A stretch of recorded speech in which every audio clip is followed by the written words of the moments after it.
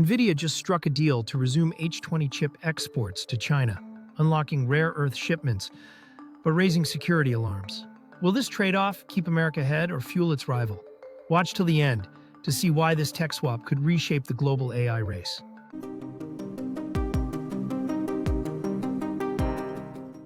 Yes.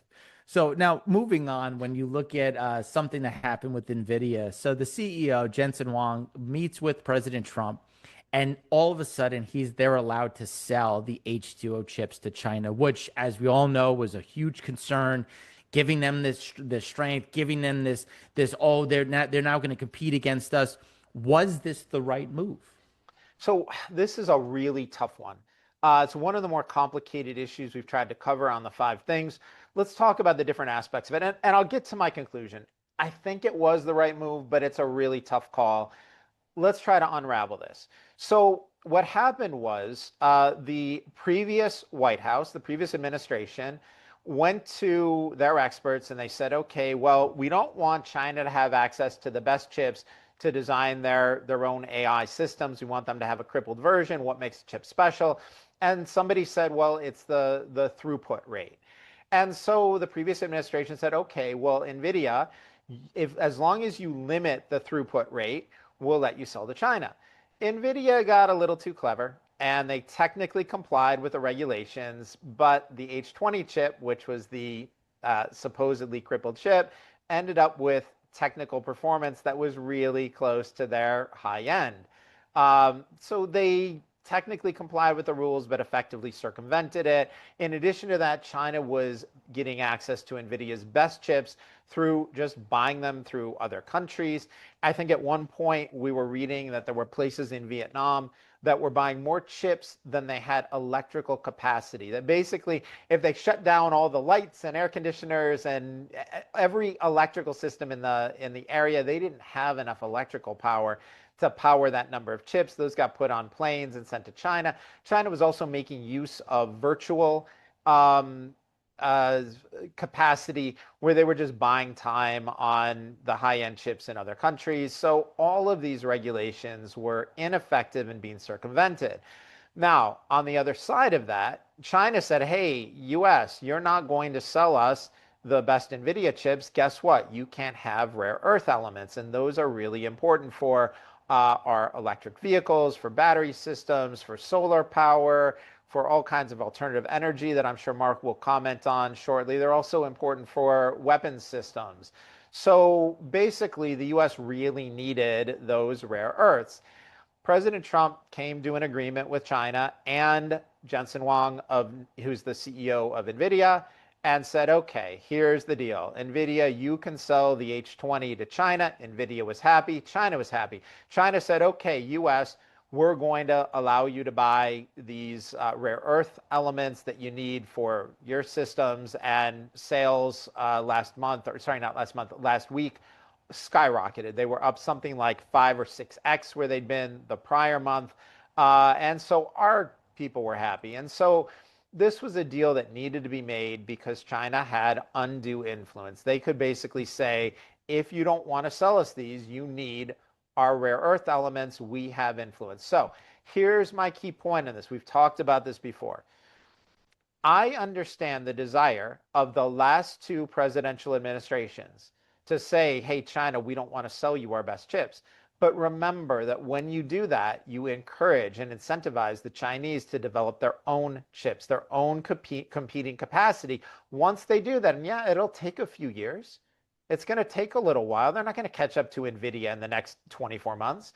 But once they do that, they don't need us. They don't need our product, and we lose that influence. And so for people who want to be critical of the deal, and I understand why you would want to be critical of the deal, this is not clean. Geopolitics are never clean. You never get an exact perfect answer. You don't get the outcome you want. You get the outcome you negotiate, right? And so for those of you who are against this, I understand your point of view. I value your point of view.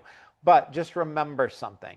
The reason China got the concession they wanted from the United States this time around was because they had something we needed, rare earth elements. Well, if we don't sell China high-end Nvidia chips, in a few years, we won't have something that they need. And when that happens, where's our influence? Where's our ability to push through a solution that we want, we will lose that negotiating capacity and be at their mercy. And that's not somewhere I want us to be. So, was this clean? Was it perfect? No. But in the end, I think it was the right thing to do. For those of you who disagree with me, I'm interested in your opinion. Feel free to put it in the comments and let us know the reason. Just use the word because and tell us why you disagree, why you wouldn't have made the deal, or how you would have structured it. I will respond to any of that.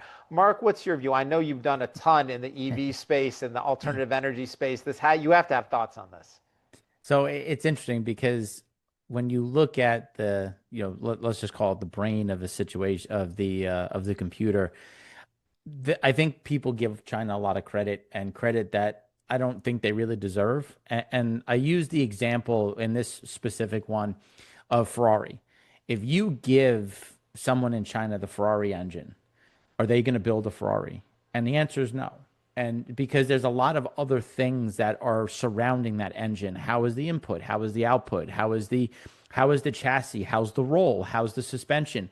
And a computer is no different. And I think sometimes everyone just thinks, oh, they got the fastest chip, therefore. It's like, well, no, there's other ancillary pieces behind this that are so important when you think about the different pieces. Like when you look at they found AI, they are doing it at less power. They're not. Without open AI, their systems don't exist because they essentially built their systems off of open AI, and without a continuous growth, theirs will never change. But then as soon as people recognized it, you saw outages, you saw shortages, you saw power issues. So there's a lot of things that really surround this. And now, while to Gary's point, there's always that uncertainty. Realistically, a good negotiation, nobody's happy because everyone's going to give up something they don't want to give up, because that preserves, to Gary's great point, that preserves your leverage. And that's the whole piece: is how do I walk away, getting what I want, giving up something I didn't really want to, but I'm always going to be able to hold that leverage, or I'm going to be able to carry that leverage to the next negotiation or to the next time that we meet in a means where, okay, how do I get something that I want from you? And I think when realistically, you're also getting feedback. And I think people don't appreciate that, when you build a car, you test drive it, and you have experts that are test driving and saying, I felt some roll going into turn 3. Can we look at this? When you have this chip installed, you're getting feedback. You're then going to build a better chip in the US. You're going to build a better processing capacity in the US. And that's going to keep you ahead of your competition, because to Gary's point, if we make them do something on their own, not to say I think they can, but you're going to push that, well, that becomes a different issue. Now, at the other side, and then this is the final point, we also want to keep the populace on our side. I don't think there's appreciation that there is a huge divide within the country between the CCP and other. And the CCP is only 100 million, 110 million, where you're talking about a $1.3 billion entity. Percent. And there is a very big point where you want to make sure that you stay on the right side of get what you want, which is those rare earths, because we need them. They're a structural, military, political, and other importance, while keeping those individuals happy. And I think that that's a balance that is really hard to walk. And I think this deal, structured in such a way, did that. Yeah, I think those are all really good points, Mark. One thing that I think is really worth emphasizing is when you were talking about DeepSeek, that was built on the back of US models. And one of the things that people, I think, don't have a full appreciation for is how quickly these models change. Just 6 months in the AI space is like a decade in other spaces. You get products that are completely different. The capacity of these models changes unbelievably fast. And if you're not completely up on the latest everything, you are effectively years behind. So that complicates things, and that's why China needs access to our best products. And without it, it's not like they have superhuman capacity, but if they don't depend on us for something, they're going to develop it. And I think your Ferrari example is a really good one. For me, the essence of thinking strategically, it boils down to asking yourself one simple question. What happens next? If I do this, what happens next? And I'll tell you on a personal level, I just had a negotiation with somebody where this person thought they pushed me into a corner. They thought they pushed for a solution that was advantageous to them and disadvantageous to me. But they weren't thinking long term, and it won't work out well for them long term. They'll get what they want today, and that's fine. But the simple act of not thinking, wait a minute, if I do this, what happens next? It's just, to me, that is the essence of strategic thinking.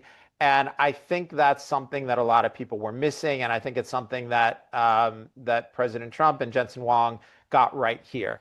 And you're right, we have a problem with the 110 million person, the CCP, for people who aren't familiar with geopolitics, is the Chinese Communist Party.